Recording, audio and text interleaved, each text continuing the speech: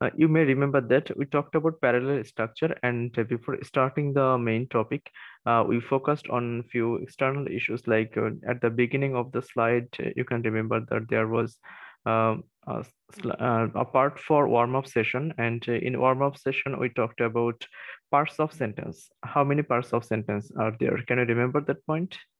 How can we divide the sentence in different parts?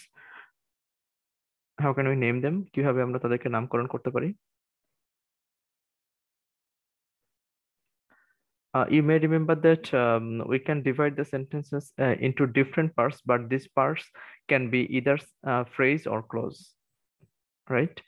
And for phrase, we can remember there are three conditions for each of the items.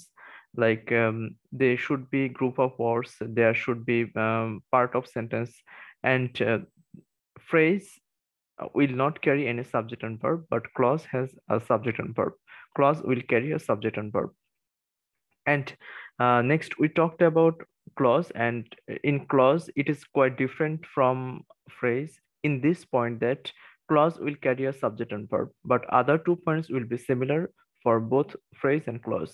আমরা দেখেছিলাম যে phrase এবং clause এর ক্ষেত্রে কিন্তু দুইটা content দুইটাই তিনটা কন্ডিশন রয়েছে, প্রত্যেকটা তিনটা করে বৈশিষ্ট্য ছিল, তার মধ্যে দুইটা বৈশিষ্ট্য দুইটা একই রকম, অর্থাৎ তাদের দুইটাই একটা শব্দের বেশি শব্দ ব্যবহার করে কনস্ট্রাক্ট করতে হবে, more than one word. And secondly, they must be part of sentence.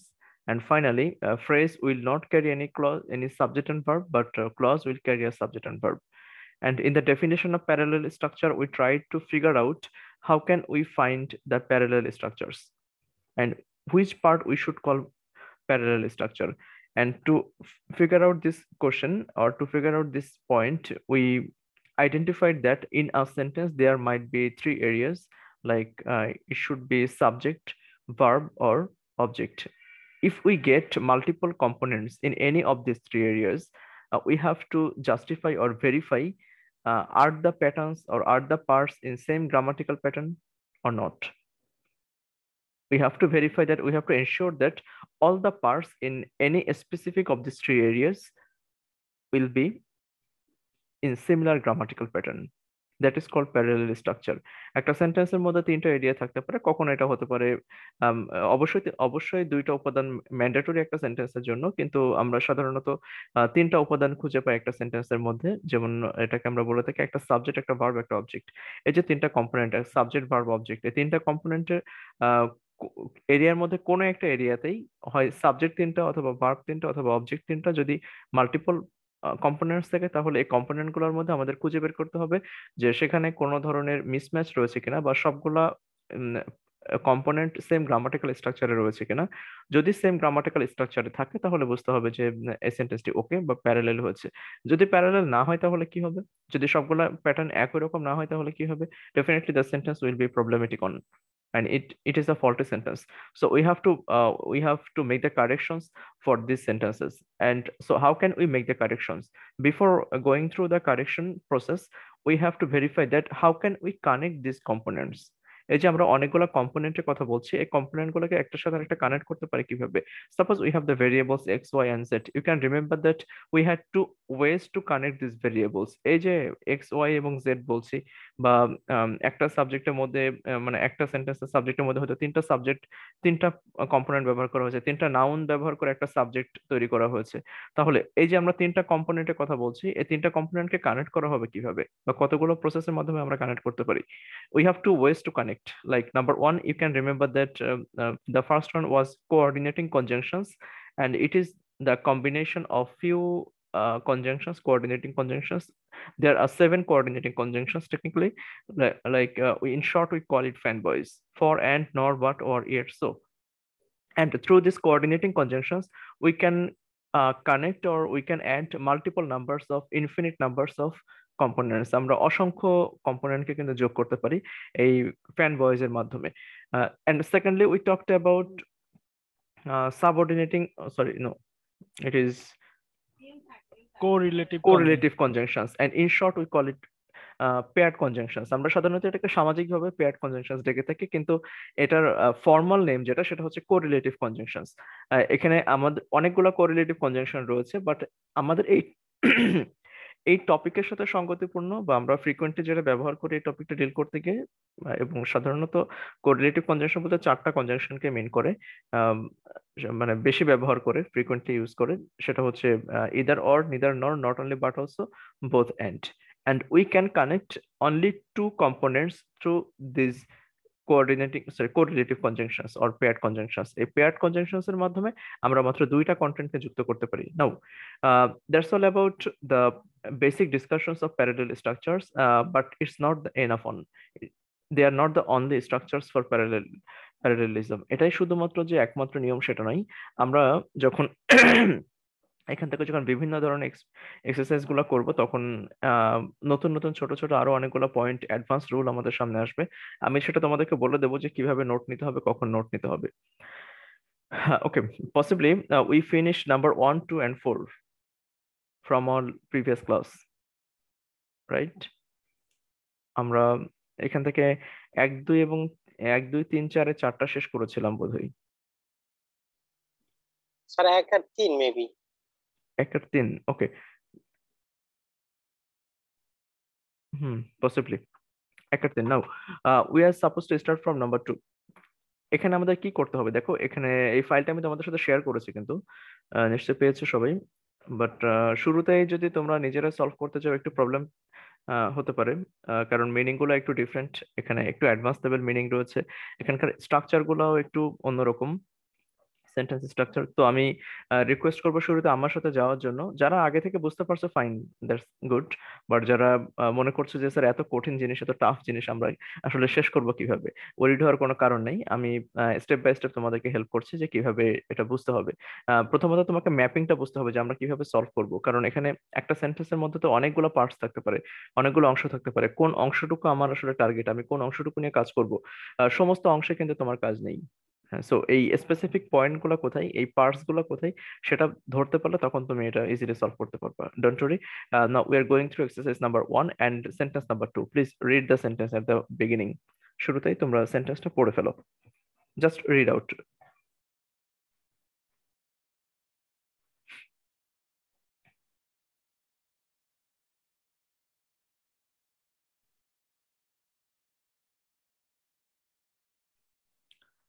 Natasha tried holding her breath, chewing a piece of gum and poking her belly, but she could not quiet her empty stomach, which rumbled during chemistry exam.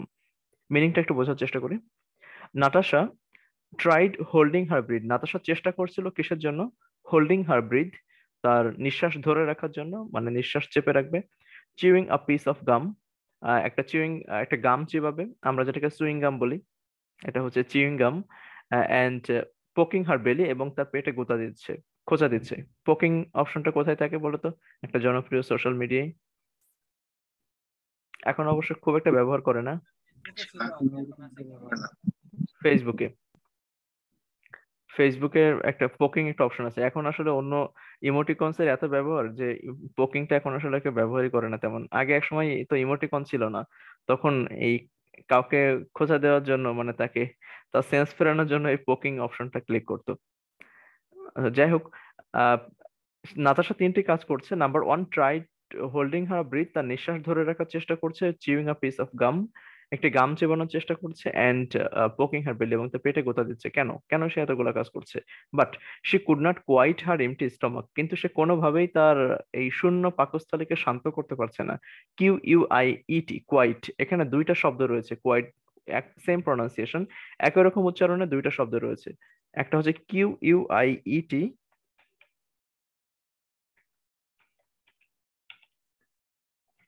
আরেকটা হচ্ছে QUITE। বলতে পারবা দুইটার মধ্যে difference কি? Sir প্রথমটা হচ্ছে শান্ত থাকা আর হুম। পরেরটা হচ্ছে পুরোপুরি। না, পুরোপুরি না, এটা আংশিক। ও আং। হ্যাঁ, he is quite better now, আমরা অনেক সময় বলি না কোয়াইট বেটার, তার অর্থ হচ্ছে সে কিছুটা ভালো। এই যে আংশিক, স্বল্প পরিমাণে, ওকে, একটা অ্যামাউন্ট বলার জন্য যে স্বল্প পরিমাণ। আম, তো আই এম কোয়াইট সিক, আমি একটু হালকা অসুস্থ। এই যে মানে পার্শিয়াল বা কোনো কিছু অল্প পরিমাণে বোঝানোর জন্য QUITE, কোয়াইট, এই এক্সপ্রেশনে ব্যবহার করা হয়। আর প্রথম যেটা রয়েছে QUIET, এটা অর্থ হচ্ছে শান্ত করা, অর্থাৎ অস্থির কোনো কিছুকে শান্ত করা, প্রশমিত করা, টু অ্যাপিস সামথিং। ওকে, এখন আমরা এখানে যেটা দেখছি যে but she could not quite her empty stomach, কিন্তু কোনোভাবেই সেটা শূন্য পাকস্থলীকে শান্ত করতে পারছিল না, মানে পেটে ক্ষুধা লাগছে। ফলে কি হয়েছে, which rumble during the chemistry exam, যেটা তার কেমিস্ট্রি এক্সামের সময় ডাকাডাকি করছে। ক্ষুধা লাগলে পেটের মধ্যে কি হয়, কু, এভাবে ডেকে ওঠে না? তো এটাকে বলা হয় হচ্ছে রাম্বলিং সাউন্ড। ওকে। নাতাশা এই যে এতগুলো কাজ করছে, আমরা আসলে কোন অংশটুকুতে আমাদের এই প্যারালেল স্ট্রাকচার এর রুলগুলো অ্যাপ্লাই করব, কোথায় আমরা খুঁজবো তাকে? আগে একটু দেখি সেন্টেন্সের কয়টা অংশ রয়েছে। Can you figure out the parts of the sentence? তোমরা কি বের করতে পারো যে এখানে পার্টস বলতে মানে কতগুলো পার্ট ব্যবহার করা হয়েছে এই সেন্টেন্সের মধ্যে? I mean how many clauses are there, কতগুলো ক্লজ এই সেন্টেন্সে ব্যবহার করা হয়েছে?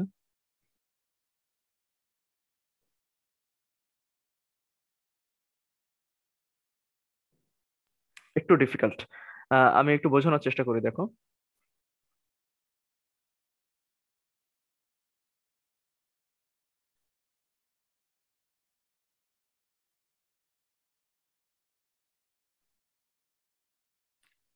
No. Natasha tried holding her breath, chewing a piece of gum and poking her belly. এটা একটা অংশ, একটা ক্লজ।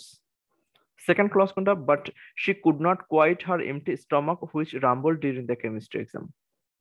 আবার এই পুরা গ্রিন কালার আমরা যেটা হাইলাইট করেছি, সে এটার মধ্যে কিন্তু আবার একটু ভেরিয়েশন রয়েছে। কিরকম variation?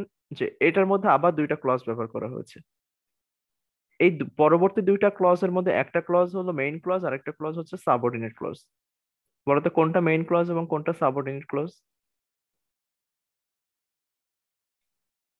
She could not quite her empty stomach, এটা হচ্ছে আহ, আহ, এটা হচ্ছে পরেরটা হচ্ছে সাবঅর্ডিনেট ক্লজ আর এটা হচ্ছে main clause. Main clause, exactly.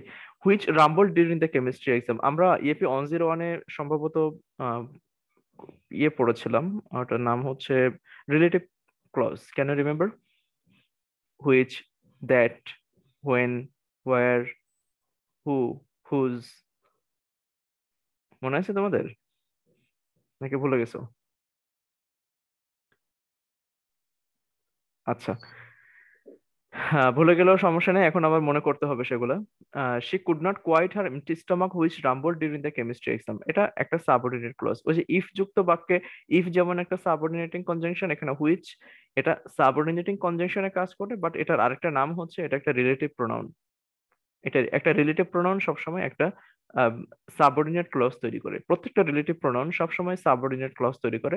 যদি তুমি এটাকে কোশ্চেন করতে না ব্যবহার করে জেনারেল সেন্টেন্সে ব্যবহার করো, তাহলে which rumble during the chemistry exam. আমরা এবার একটা স্টেপ বাই স্টেপ একটা ব্রেকডাউন করে দেখি। এখানে প্রথম যে অংশটুকু রয়েছে, সরি, এখানে প্রথম যে অংশটুকু রয়েছে, দেখো, she could not quite her empty stomach. এই অংশের মধ্যে সাবজেক্টকে, এটা একটা ক্লজ, এবং এই ক্লজের মধ্যে সাবজেক্টকে শি। শি। Verb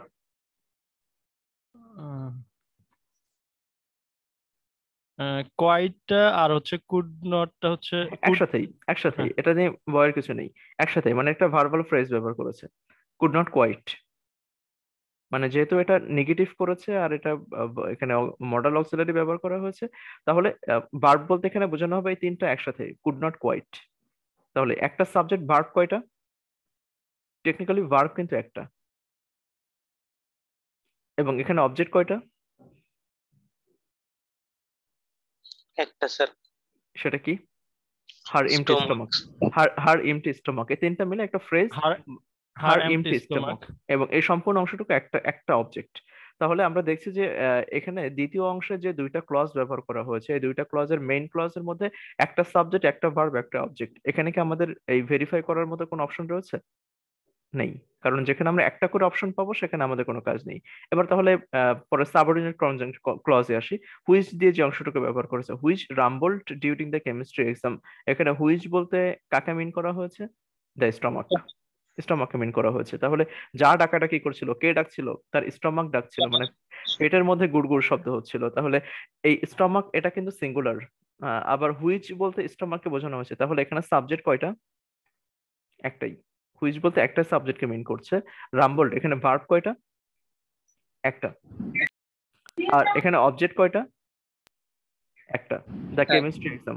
exam। হ্যাঁ, ডিউরিং দ্য কেমিস্ট্রি এক্সাম, এটা একটা অ্যাডভার্বিয়াল ফ্রেজ এবং সময়কে নির্দেশ করছে, কখন পেটে ডাকছিল, পরীক্ষা চলাকালীন সময়ে, কেমিস্ট্রি পরীক্ষা চলাকালীন সময়। তাহলে আমরা এই যে দ্বিতীয় যে পার্ট দেখলাম এই সেন্টেন্সের, প্রত্যেকটা পার্টেই দুইটা করে মানে দ্বিতীয় পার্টে দুইটা ক্লজ রয়েছে, দুইটা ক্লজের প্রত্যেকটা এরিয়া অর্থাৎ একটা সাবজেক্ট, তার ভার্ব, তার অবজেক্ট, সবগুলো কিন্তু সিঙ্গেল সিঙ্গেল।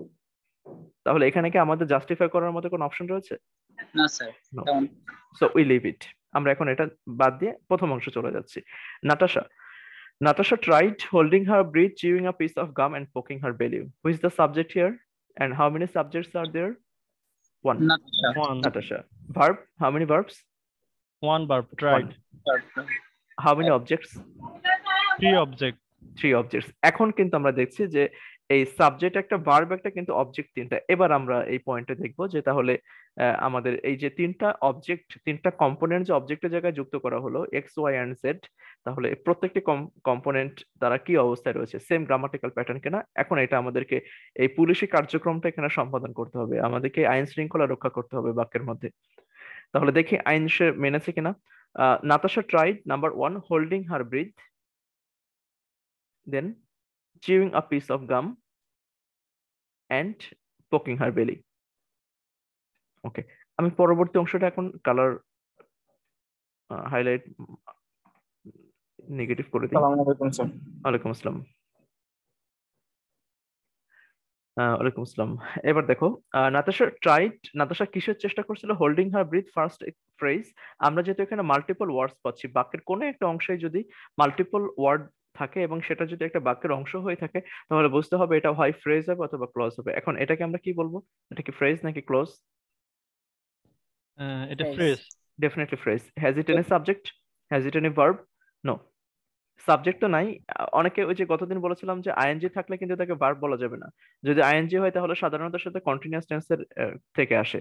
আর কন্টিনিউয়াস টেন্স হলে সেখানে অ্যাম, ইজ, আর, ওয়াজ, ওয়ার এগুলোরও প্রয়োজন রয়েছে, কিন্তু এখানে তো এরকম কোনো কিছু নেই। সুতরাং আমরা চোখ বুজে বলতে পারি এটা একটা phrase. Holding her breath, then second on chewing a piece of gum. Is it phrase or clause?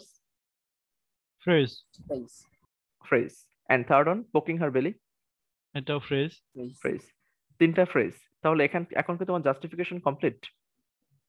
No. শুধু ফ্রেজ বললে হচ্ছে না, কিন্তু এটা তো একটা নাউন ফ্রেজ আর দুইটা তো প্রিপোজিশনাল ফ্রেজ হতে পারে। তাহলে কি মিলবে? না স্যার। এখন তাহলে কোন ফ্রেজ? আমি নামকরণ কিভাবে করব? গতদিন আমি এটা লিভ করেছিলাম, এই পয়েন্টটা বাকি রেখেছিলাম। সেটা হচ্ছে যে ফ্রেজের নামকরণটা আমরা কিভাবে করব। আমি একটু হালকা টাচ দিয়েছিলাম গতদিন। সেটা হচ্ছে যে একটা ফ্রেজের নামকরণ হবে ওই ফ্রেজের মধ্যে প্রধান শব্দ কোনটি, head word. It is called head word. স্কুলে যেমন হেড মাস্টার বলে, এখানে হচ্ছে হেড ওয়ার্ড। প্রধান শব্দ কোনটি, ফোকাসিং ওয়ার্ড কোনটা, তার উপরে ভিত্তি করে কিন্তু এই ফ্রেজটির নামকরণ করা হবে। দেখুন এখানে তিনটা ফ্রেজের তিনটাতে কিন্তু একটা করে নাউন রয়েছে, কিন্তু আমরা তাদেরকে নাউন ফ্রেজ বলতে পারবো কিনা? Not technically. আমরা কিন্তু তিনটাকে নাউন ফ্রেজ বলতে পারছি না, কারণ নাউন গুলা কিন্তু ফোকাসিং না। আমরা কিন্তু শুধুমাত্র ব্রিথ বোঝাতে চাই না, আমরা একটা চিউইং গাম বোঝাতে চাইনি, আমরা শুধুমাত্র বেলিকে বোঝাতে চাইনি, আমরা বোঝাতে চাইছি তাদের সাথে কি কি কাজ ঘটছে সেটাকে ইন্ডিকেট করছি। তাহলে ব্রিথের ক্ষেত্রে আমরা বলছি হোল্ডিং হার ব্রিথ, সে তার নিঃশ্বাস ধরে রেখেছে। গামের ক্ষেত্রে বলছি চিউইং আ পিস অফ গাম, সে একটা গাম চিবাচ্ছে। চিবানো কাজটা কিন্তু আমার কাছে ইম্পর্টেন্ট, গামটা কিন্তু ইম্পর্টেন্ট না। পোকিং হার বেলি, এখানে আমার পেট কিন্তু ইম্পর্টেন্ট না, ইম্পর্টেন্ট হচ্ছে পোক করা, মানে গোতা দেওয়া, এই কাজটা কিন্তু আমার কাছে ইম্পর্টেন্ট। তাহলে আইএনজি ওয়ার্ড গুলা কিন্তু আমার ফোকাস, নাউন গুলা কিন্তু আমার ফোকাস নাই। Is it clear? আমি কি বোঝাতে পারছি কিনা? জি হ্যাঁ, স্যার। এটা এটা মনে করো না, আবার ভয় পেও না যে স্যার তাহলে সবগুলা কি এরকম অ্যানালিসিস করে পড়া লাগবে না। এই যে একটা বুঝে গেলে না, এরপরে বাকি সবগুলো তোমরা পারবা এই প্যাটার্নে যেগুলো আসবে। ওকে, তো এই জন্য আমরা এটাতে একটু টাইম নিয়ে বোঝাচ্ছি যে বেসিক ক্লিয়ার করার জন্য। তাহলে আমাদের ফোকাসটা হচ্ছে আইএনজি ওয়ার্ড। তাহলে আমরা এই ফ্রেজ গুলাকে কি নামে ডাকবো? ING phrase. এটা আমরা সামাজিক ভাবে বলতে পারি, কিন্তু এটা আসলে মূল নাম নয়। এটার মূল নামটা হবে প্রেজেন্ট পার্টিসিপল ফ্রেজ। ওকে, কারণ আমরা জানি যে আইএনজি যদি কোনো একটা বাক্যে, কোনো একটা ফ্রেজের মধ্যে যদি কোনো ধরনের কন্টিনিউয়াস টেন্সের ইন্ডিকেশন ছাড়াই যদি আইএনজি ব্যবহার করা হয়, তাহলে সেটা হয় প্রেজেন্ট পার্টিসিপল হবে অথবা জেরান্ড হবে। আমি একটু পরে আলোচনা করছি যে জেরান্ড আর প্রেজেন্ট পার্টিসিপলের মধ্যে পার্থক্য কোথায়। জুবাই, জুবাই মাইক্রোফোনটা অফ রাখো একটু, তোমার আশপাশ থেকে নয়েজ আসছে। ওকে, এখন দেখো, holding her breath, this is present participle phrase. Second one, chewing a piece of gum, present participle phrase. And poking her belly, present participle phrase. So we can call it that the sentence is okay. আমরা আগে একটু আরো আগেই বুঝতে পেরেছিলাম যে সেন্টেন্সটা সঠিক রয়েছে, কিন্তু কেন সেটা জাস্টিফাই করার চেষ্টা করছিলাম যে কোন ধরনের ফ্রেজ এখানে ব্যবহার করা হয়েছে। তিনটা ফ্রেজ, তিনটাই কিন্তু প্রেজেন্ট পার্টিসিপল ফ্রেজ, এবং এই ফ্রেজগুলিকে কোন পার্টে ব্যবহার করা হয়েছে? সাবজেক্ট, ভার্ব আর object in the object section. এটাকে কিন্তু Object. অবজেক্ট সেকশনে ব্যবহার করা হয়েছে। অবশ্যই ফ্রেজ তো আর ভার্ব সেকশনে ব্যবহার করা হয় না। ওকে, হ্যাঁ অবশ্য ফ্রেজাল মানে ভার্বাল ফ্রেজ রয়েছে, সেটার বিষয়টা আলাদা। তো আমরা দেখেছি এখানে অবজেক্টের জায়গাটাতে মাল্টিপল কম্পোনেন্ট রয়েছে, এবং সেই কম্পোনেন্ট গুলোর মধ্যে আমরা জাস্টিফাই করে দেখলাম যে প্রত্যেকটি কম্পোনেন্ট তারা কিন্তু প্রেজেন্ট পার্টিসিপল ফ্রেজে রয়েছে, অর্থাৎ আমরা যাকে সামাজিকভাবে সংক্ষেপে বলতে পারি আইএনজি ফ্রেজে রয়েছে। So sentence number 2, the sentence is okay. We completed number 3। Any question for number 2? 2 নম্বরে কারো কোনো প্রশ্ন রয়েছে কিনা? না স্যার। Okay fine. আমরা আগে সামনে এরকম আরো অনেক প্যাটার্ন আসবে, তখন যদি কারো প্রশ্ন থাকে আমরা সেখানে বিস্তারিত আলোচনা করতে পারবো। Number 3, it is done, I think it is done. Number 4, please read the sentence.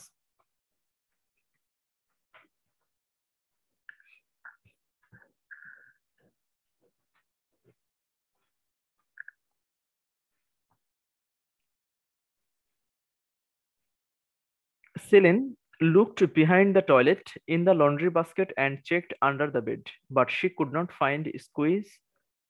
Who is Squeeze? Her 9-foot albino python. Python কিসের নাম? কম্পিউটার সায়েন্সের স্টুডেন্ট হিসেবে তোমাদের আগে স্যার এটা প্রোগ্রামিং ল্যাঙ্গুয়েজ। আগে প্রোগ্রামিং, কিন্তু পাইথন আসলে কিন্তু প্রোগ্রামিং ল্যাঙ্গুয়েজে এই নামটাকে নেওয়া হয়েছে, একটা প্রোগ্রামিং নামকরণ করা হয়েছে। সাপের সাপ? কোন ধরনের সাপ? ঢোড়া সাপ? অজগর। অজগর, ইয়েস, অজগরের নাম হচ্ছে পাইথন। তাহলে Selin looked behind the toilet, Selin তাকাচ্ছিল। এখানে আসলে তাকানো অর্থ ব্যবহার করা হয়নি, এখানে যে অর্থটা ব্যবহার করা হয়েছে সেটা হচ্ছে সার্চ, টু সার্চ সামথিং, খোঁজা, কোনো কিছু খোঁজা অর্থ ব্যবহার করা হয়েছে। Selin looked behind the toilet, সে তার টয়লেটের পিছনে খুঁজছিল। In the laundry basket, laundry বাস্কেটের ভেতরে। চেকড আন্ডার দ্য বেড, এমনকি তার বেডের নিচে চেক করেছে। But she could not find squeeze, কিন্তু সে কোনোভাবে স্কুইজকে খুঁজে পায়নি। স্কুইজ কার নাম? এখানে দেখো স্কুইজ কিন্তু কোনো প্রাণীর নাম না। মূলত স্কুইজ অর্থ কি? লেবু চিপা। আমরা যেভাবে লেবু চিপি না, এটাকে বলা হয় স্কুইজিং সামথিং, কোনো কিছু চিপে ধরো এরকম। বাট এখানে যেটা বলা হয়েছে স্কুইজ একটা বিশেষ নাম, কারণ আমরা দেখতে পাচ্ছি স্কুইজ শব্দটার সাথে একটা ক্যাপিটালাইজেশন রয়েছে। তাহলে স্কুইজ কার নাম? একটি পোষা সাপের নাম, একটা পেট স্নেক। আর 9-ফুট অ্যালবিনো পাইথন, তার বাসায় একটা 9 ফুট লম্বা পাইথন ছিল। অ্যালবিনো পাইথন মানে হচ্ছে একদম পাকা সাপ যারে বলে আর কি, মানে চোখ হলুদ হয়ে গেছে, এটাকে বলা হয় অ্যালবিনো পাইথন, মানে খুব ম্যাচিউর একটা সাপ। মানুষের তো শখের শেষ নাই, মানুষ এমনও আছে যে সাপ পোষে। তো তার বাসায় হয়তো বা এরকম 9 ফুট লম্বা একটা অ্যালবিনো পাইথন ছিল, সে সাপটা হারাই গেছে খাঁচা থেকে। এখন সে সমস্ত জায়গায় খুঁজে বেড়াচ্ছে কোথায় গেল। এখন আমরা এই সেন্টেন্সের মধ্যে কয়টা পার্ট খুঁজে পাই? দুটো পার্ট। কি কি বলতো? প্রথমত দুইটা পার্ট, কি কি বলতো? স্যার বাটের আগে পুরোটা একটা পার্ট, আর বাটের পরেটা আরেকটা পার্ট। বাটের আগে একটা পার্ট এবং বাটের পরে একটা পার্ট। একটু মার্ক করে দেখি। This is the first part.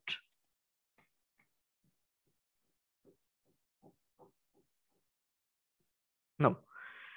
Second part, please. At the beginning, please follow the second part. But she could not find Squeeze. Her 9-foot albino python. 9-foot albino python, এটা একটা phrase. এই ফ্রেজটি কেন আনা হয়েছে এখানে বলতো? সাপের ওই স্কুইজের পরিচয় দেওয়ার জন্য। Who is squeeze or what is squeeze, squeeze আসলে কি বা কে, তার পরিচয় দেওয়ার জন্য আনা হয়েছে। আমরা যদি এই অংশটুকু এখান থেকে বাদ দিয়ে দিই, মূল বাক্যের কোনো ক্ষতি হবে? মূল বাক্যের সাবজেক্ট, ভার্ব এগুলো কি কোনোটা মিসিং হবে? না, মূল বাক্যের কিন্তু কোনো ক্ষতি হবে না। তাহলে এটা হচ্ছে একটা অতিরিক্ত তথ্য। এই অতিরিক্ত তথ্য কেন আনা হয়? কারোর পরিচয় দেওয়ার জন্য, কারোর সম্পর্কে বিস্তারিত কোনো কিছু এক্সপ্লেন করার জন্য। সুতরাং এটা আমাদের মূল বাক্যের কোনো অংশ নয়, এটা একটা ফ্রেজ। সো এটা টেকনিক্যালি আমাদের আলোচ্য বিষয় নয়।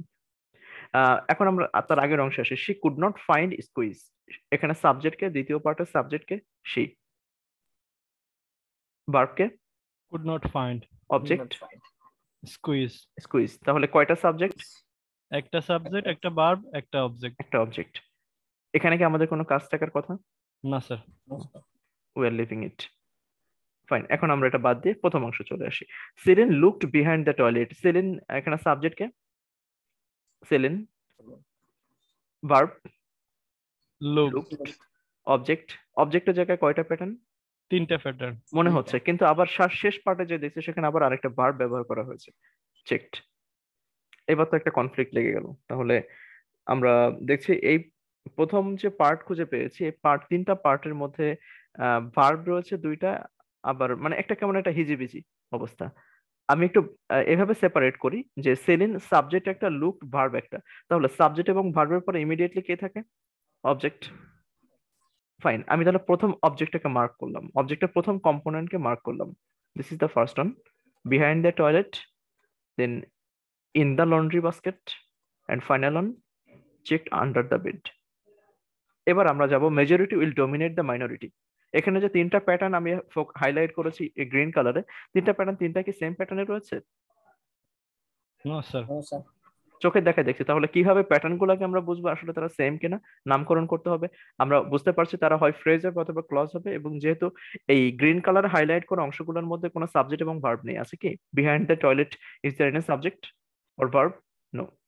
No. In the laundry basket, it has no subject and verb. Checked under the bed, it has a verb but no separate subject. এটা একটা ভার্ব রয়েছে কিন্তু সেটাকে কোনো সাবজেক্ট ইউজ করা হয়নি। হ্যাঁ, আমরা হয়তো বা কানেক্ট করতে পারি যে প্রথম সেলিন যেটা রয়েছে সেটা এই ভার্বের সাথে কানেক্টেড, ধরে নিলাম আমরা সেটা সেরকম ছিল। বাট এটা ধরবো কখন? যখন চেকড ভার্বটা এখানে ভ্যালিড হবে, তখন না হয় আমি তার সাবজেক্ট খুঁজবো। আগে দেখি তার সে ভ্যালিড কিনা। তাহলে বিহাইন্ড দ্য টয়লেট এই অংশটুকুর মধ্যে কোনো সাবজেক্ট এবং ভার্ব নেই, আমরা তাহলে বলতে পারি যে এই অংশটুকু একটা ফ্রেজ।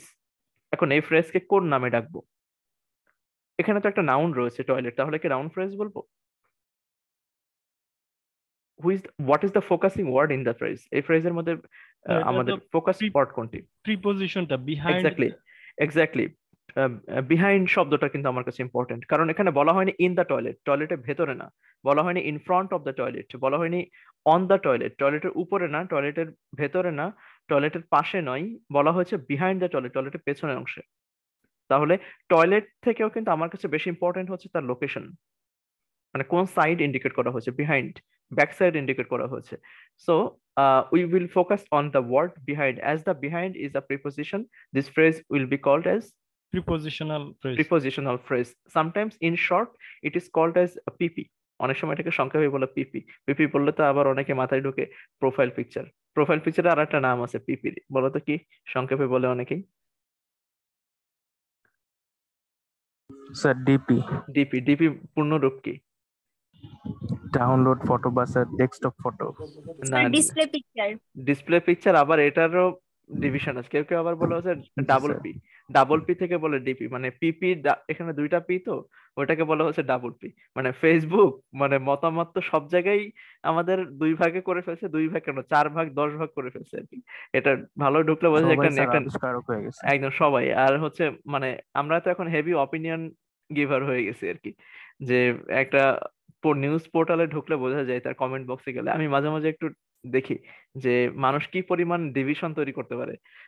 এত পরিমাণ ধর্মান্ধতা, এত পরিমাণ মানুষের আহ, ঝগড়াঝাটি, কেউ কারোর কোনো অভিমত কেউ সঠিকভাবে মেনে নিতে পারে না। এটা তো আছে আর কি, একটা কমন জিনিস। ফেসবুক আমাদের একটা কমিউনিটির সাথে কানেক্টেড করে ফেলছে, কিন্তু আমাদের মধ্যে একটা ডিভিশন তৈরি করে ফেলছে। যে কোনো প্রশ্নে জাতি এখন দুই ভাগে বিভক্ত, প্রত্যেকটি প্রশ্নে, এবং তার পিছনে অন্যতম একটা ভূমিকা এই ফেসবুকের। আমরা অ্যাভয়েড করতে পারবো না, কিন্তু এটা আমাদের ফিউচারের জন্য খুবই অ্যালার্মিং বলে আমার কাছে পার্সোনালি মনে হয় আর কি, যে আমরা কোনো ইস্যুতেই জ্ঞানের অভাব স্যার। এবং ফেসবুকে এত মানুষের আনাগোনা, মানে কম শিক্ষিত, অর্ধশিক্ষিত, দেখলে বোঝা যায় আর কি, কমেন্ট গুলো দেখলে বোঝা যায়, বানানের অবস্থা দেখলে বোঝা যায়। যারা মনে করো যে একটু কোন রকমের লেখাপড়া জানেন বা বিভিন্ন প্রফেশনে আছেন, এই তাদের মতামতের দেওয়ার ধরন দেখলে বিভিন্ন জায়গায় মানে এটা খুবই অ্যালার্মিং ব্যাপার আর কি। সব লেভেলে মানুষ এখন ফেসবুক ইউজ করে, পড়াশোনা যতটুকুই জানুক না জানুক সেটা ব্যাপার না, বাট আমরা যে সবার হাতে ফেসবুকটা ধরাই দিছি, এটা পিছনে অনেক পলিটিক্যাল মানে ডক্ট্রাইন আছে আর কি। এটা একদিক থেকে যেমন পলিটিক্যাল অর্গানাইজেশন গুলোর জন্য একটা মানে একটা পার্ট, আবার সেই সাথে দেশের মানে খুব দীর্ঘমেয়াদী একটা ব্যাপারের জন্য খারাপ। যাই হোক, সেটা ওই যে সেটা একটা রিফ্লেকশন এখানে পিপির মধ্যে, যে পিপি হবে না ডিপি হবে, ডিপি হলে সেটা কি আবার ডিসপ্লে পিকচার হবে নাকি ওই ডাবল পি হবে, কোনটা হবে? যাই হোক, সেটা আলাদা বিষয়, অনেক ডিভিশন আছে। এখন আমরা আবার এখানে ফিরে আসি, দেখি আমরা ছিলাম যে প্রিপোজিশনাল ফ্রেজ এর মধ্যে। তাহলে বিহাইন্ড দ্য টয়লেট, এটা একটা prepositional phrase. In the laundry basket, it is also another prepositional phrase. Checked under the bed, is it a prepositional phrase? No sir. No. What is it? এটা তাহলে কি? না এটা clause, verbal verbal phrase. Phrase. Verbal phrase এটাকে বলে না। Verbal phrase বলে ধরো হি ইজ গোয়িং দেয়ার, তাহলে যে ইজ গোয়িং এটা হচ্ছে ভার্বাল ফ্রেজ। মানে দুইটা ভার্ব মিলে, অক্সিলারি এবং মেইন ভার্ব মিলে যখন একটা ভার্ব তৈরি করবে তখন এটা হচ্ছে ভার্বাল ফ্রেজ। ওকে, অথবা কখনো এরকম বললো যে he is going to buy a book, তাহলে ইজ গোয়িং টু বাই, এই যে তিনটা ভার্ব মিলে একটা ফ্রেজ তৈরি করলো, এটাকে বলা হয় ভার্বাল ফ্রেজ। ওকে, ভার্বাল ফ্রেজের মধ্যে কোনোভাবেই নাউনের উপস্থিতি থাকবে না, শুধু ভার্ব নিয়ে যে ফ্রেজটা তৈরি হয় এটাকে বলা হয় ভার্বাল ফ্রেজ। তাহলে ultimately check under the bed, এই অংশটুকুর মধ্যে একটা আইডেন্টিটি ক্রাইসিস আছে, এটাকে আসলে আমরা কোনো প্যাটার্নে ফেলতে পারছি না। এখন কারেকশন করতে হবে। কারেকশন করতে হবে। তাহলে আমরা দেখছি বাকি দুইটা প্রিপোজিশনাল ফ্রেজে রয়েছে, কিন্তু 3 নাম্বার পয়েন্টে এটা আসলে ফ্রেজও না, না ফ্রেজ না ক্লজ। সো কি পয়েন্টে রয়েছে বা তার নাম কি বলবো তার চাইতে বেশি ইম্পর্টেন্ট হচ্ছে সে তো এখানে ভ্যালিড না। কারণ আমার কাছে বাকি যে দুইটি অপশন মেজরিটি রয়েছে 1 and 2, তারা রয়েছে প্রিপোজিশনাল ফ্রেজ অনুসারে। সো আমাকে 3 নাম্বারটাকেও প্রিপোজিশনাল ফ্রেজ করতে হবে। How? We have to remove the verb. Remove the checked. Checked. এখন চেকড ভার্ব কি তুমি শুধু এই কারণে তুলে দেবা, তার কি আর কোনো যুক্তি আছে তুলে দেওয়ার? ইয়েস। চেক শব্দটি এখানে রিডান্ডেন্সি তৈরি করছে। Do you have the idea about redundancy? এই গ্রামারের এই টপিকটা সম্পর্কে তোমাদের আইডিয়া আছে কিনা? এটা মোটামুটি সাধারণ গ্রামারে এটা আলোচনা করা হয় না, সাধারণত টোফেল, টোফেল ক্লিপস, টোফেল বা ব্যারিস্টোফেল এটা কিছুটা আলোচনা রয়েছে। রিডান্ডেন্সি মানে হচ্ছে অতিরঞ্জিতকরণ। একটা শব্দ, যেমন আমরা অনেক সময় বলি না যে আবার রিপিট করেন, রিপিট করা মানে কি? স্যার আমরা বলি যে ক্যাচ ধরো। ক্যাচ ধরো।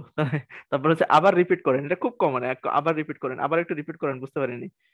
ওকে, তো এই যে আবার রিপিট করা মানে, রিপিট মানে তো আবার বলা, তাহলে আবার আবার বলেন। হ্যাঁ, এই যে আবার শব্দটাকে রিপিট, মানে রিপিট শব্দটাকে যদি আবার কেউ বলে তাহলে এই জিনিসটা হচ্ছে রিডান্ডেন্সি, অর্থাৎ যেটা রিপিট করছে অপ্রয়োজন, যেটা ওখানে আসলে এটা অতিরঞ্জিত করে ফেলছে। এখানে বিষয়টা ঠিক তাই, যে চেক শব্দটি আনার দরকার নেই, কারণ আমরা তো শুরুতে লুকড ব্যবহার করেছি। আমার শুরুতে তো একটা ভার্ব ছিল লুকড, খোঁজার জন্য, তাহলে আবার চেক শব্দটা আনার কোনো দরকার নেই। So number 4, the right answer will be behind the toilet, in the laundry basket and under the bed. Checked will be removed, এখান থেকে চেক শব্দটা উঠে যাবে। আর তারপরে দেখো চেক তুলে দিলে কি হবে, আন্ডার দ্য বেড। এখন কিন্তু তিনটা ফ্রেজ, তিনটাই কিন্তু প্রিপোজিশনাল ফ্রেজ হয়ে গেল। So it is now parallel. Number 4, any question for number 4? 4 নম্বরে কারো কোনো প্রশ্ন রয়েছে? I think not. Number 1 to 4, they are the examples of coordinating conjunctions like fan boys. এগুলো ফ্যান বয়েজ এর এন্ড এর মাধ্যমে যুক্ত করা হয়েছে। দেখো প্রত্যেকটা পয়েন্টকে আমরা এন্ড দিয়ে যুক্ত করেছি, 3টা করে কম্পোনেন্ট যুক্ত করা হয়েছে। হ্যাঁ, একটা সার্টেন এরিয়াতে, অর্থাৎ হয় সাবজেক্টের জায়গায়, না হলে ভার্বের জায়গায়, না হলে অবজেক্টের জায়গায়। 3টা ক্ষেত্রে কিন্তু তিনটা করে, বা আমরা তিনটা করে কম্পোনেন্ট যুক্ত করেছি এন্ড দিয়ে। আমরা জানি যে এন্ড দিয়ে শুধু 3টা নয়, 3-এর বেশি কম্পোনেন্টও কিন্তু যুক্ত করা যায়। নাও from number 5 we are starting the second example, the use of paired conjunctions, and here we will get an exclusive component, exclusive grammatical rule here. Number 5, please read the sentence. Number 5 থেকে number 8 পর্যন্ত আবার একটা এর মধ্যে আবার একটা প্রেমের ছোট গল্প আছে। ওকে, প্রেমের ছোট গল্প কোনটা? ওই যে ছোট গল্পের সংজ্ঞা আছে না, শেষ হইয়া হইল না শেষ, এরকম একটা কাহিনী এখানে উপাখ্যান দেওয়া আছে। যাই হোক, আমরা আস্তে আস্তে সেটা পড়ে বুঝতে পারবো। Number 5, please read the sentence.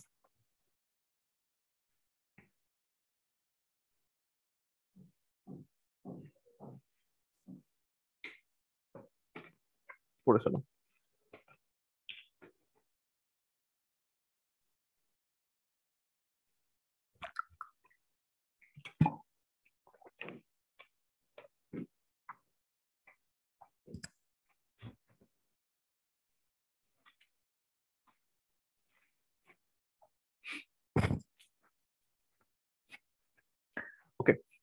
Number 5, তোমাদের পড়ে কি মনে হচ্ছে সেন্টেন্সটা সঠিক নাকি ভুল? এরকম স্ট্রাকচার কি সচরাচর চোখে পড়ে? না স্যার, এটা তো কেমন একটু একটু বিদঘুটে মনে হচ্ছে না? জি কোথায় স্যার। কোথায় কি জন্য? আমরা এখান থেকে খুব চমৎকার একটা নিয়ম শিখবো এবং অ্যাডভান্স রাইটিং এর একটা ধারণা তোমরা এখান থেকে পাবো, যে তোমরা তোমাদের, আমি প্রথম ক্লাসে একটা শব্দ ব্যবহার করেছিলাম যে সফিস্টিকেটেড ল্যাঙ্গুয়েজ, কিভাবে একটা রাইটিং স্টাইল সফিস্টিকেটেড হতে পারে সেটার একটা আইডিয়া তোমরা এখান থেকে পাবো। আমরা এই ধরনের লেখা ফরেন রাইটারদের বিভিন্ন বই বা সুন্দর সুন্দর যে সমস্ত আর্টিকেল গুলো থাকে সেখানে আমরা হার হামেশাই কিন্তু এই লেখাগুলো পাই, এই স্টাইলের লেখাগুলো পাই। একটু দেখার চেষ্টা করবো যে প্যাটার্নটা কিভাবে তৈরি হচ্ছে। একদমই প্রেশার নিও না, জাস্ট আমি একদম বেসিক থেকে তোমাদেরকে এটা শেখাচ্ছি যে কিভাবে এই ধরনের সেন্টেন্স গুলো ডিল করতে হয়। Not only did Dennis apply an extra layer of deodorant to his armpits, মিনিংটা একটু সিম্পলি বোঝার চেষ্টা করো যে not only did Dennis apply an extra layer of deodorant to his armpits, Dennis নামক একজন ভদ্রলোক, সে যাচ্ছে তার তথাকথিত গার্লফ্রেন্ডের সাথে প্রথম দেখা করতে। যাওয়ার আগে সে মাঞ্জা মেরে বের হচ্ছে, তো তার মাঞ্জা মারার প্রথম কাজটা হচ্ছে যে সে extra layer of deodorant, deo কোনটা বলো তো? ডিওডোরেন্ট কাকে বলে? পারফিউম। পারফিউমের মধ্যে আবার দুই ধরনের পারফিউম আছে, দুই ধরনের পারফিউম আছে। একটা হচ্ছে আমরা পারফিউম স্প্রে, বলে যেটা, বডি স্প্রে। হ্যাঁ মানে বডি স্প্রে বলতে ওটাকে ডিওডোরেন্ট কে ইন্ডিকেট করে আর কি, যেটা স্কিন ইউজ করতে হয়। আর আমরা নর্মালি ফেব্রিক্স এর সাথে যেটা ইউজ করি, ফেব্রিক্স এর সাথে যেটা ইউজ করি এটাকে বলা হয় পারফিউম, আর ডিও হচ্ছে যেটা স্কিনের সাথে ইউজ করতে হয়। তাহলে ডেনিস এত পরিমাণ ডিওডোরেন্ট তার শরীরে ব্যবহার করেছে, শুধু তাই নয়, but he also polished each tooth with special care, তার প্রত্যেকটা দাঁত সে একটা একটা করে যত্ন করে পরিষ্কার করেছে। কেন এতগুলো কাজ সে করেছে? কারণ হি did not want to offend Melinda, কিন্তু সে কোনোভাবেই তার মেলিন্ডাকে অফেন্ড করতে চায়নি, বা এমন কিছু সে করতে চায়নি যাতে মেলিন্ডা কষ্ট পাক। অফেন্ড মানে হচ্ছে কাউকে আহত করা, বাট এটা হার্ট করা নয়। হার্ট করা মানে হচ্ছে সরাসরি পিটায় আহত করা বা ইনজুরি করে আহত করা, বাট অফেন্ড মানে হচ্ছে সাইকোলজিক্যালি কাউকে আহত করা, এরকম কিছু কষ্ট দেওয়া, মনে কষ্ট দেওয়া যাকে বলে।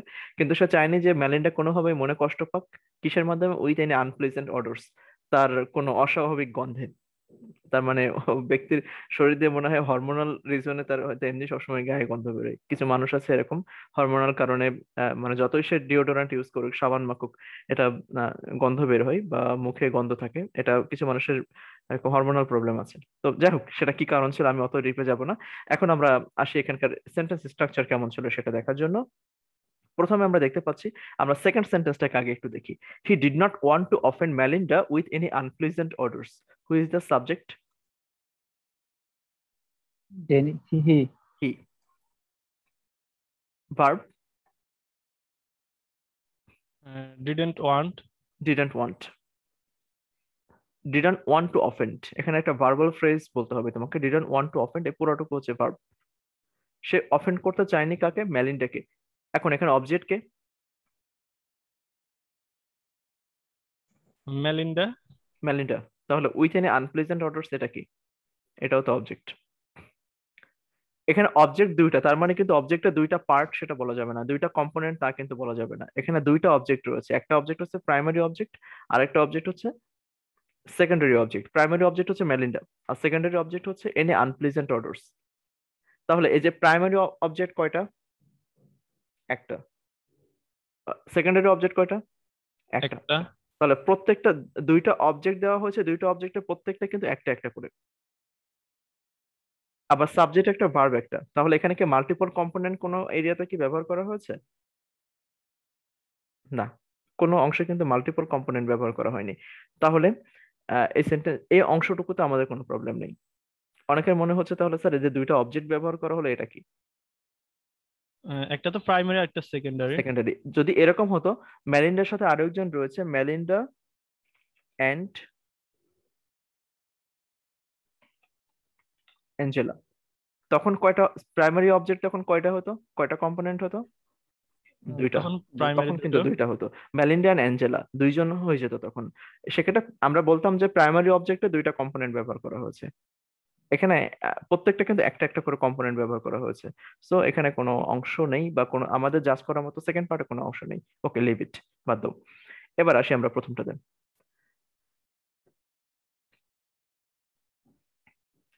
বাকিদের কি অবস্থা? সবাই কি বুঝতে পারছো ঠিক মতো? আমি তো সবার সাথে কথা বলি না বা সবাই রেসপন্ড করে না, সবাই একসাথে রেসপন্ড করলে আসলে একটু হিজিবিজি হয়ে যাবে। জি তবে স্যার তোমরা কারোর মানে বিষয়টাতে কনফিউশন থেকে যাচ্ছে কিনা সেটা কিন্তু ইম্পর্টেন্ট। যদি কারো কনফিউশন থাকে তাহলে আমাকে প্রশ্ন করবা। তুমি হয়তো বা অন্য সময় ক্লাসে কথা বলো না দেখে ভাববা যে না আমি বললে আবার স্যার কি মনে করে। নো প্লিজ, ওকে, কনফিউশন থাকলে আমাকে বলবা যে আমি এটা বুঝতে পারিনি। এখন আমি প্রথম সেন্টেন্সটা দেখছি। এখানে এই সেন্টেন্সটাতে দুইটা ক্লজ ব্যবহার করা হয়েছে। The first clause, not only did Melinda apply an extra layer of deodorant to his armpits, this is the first clause, and second clause, but he also polished each tooth with special care, it is the second one. এবার আমরা এই দুইটাকে একটু justify করার চেষ্টা করি। Not only did Dennis apply an extra layer of deodorant to his armpits, আমি একটা এক্সাম্পল তোমাদেরকে এখানে দেখাই। Dennis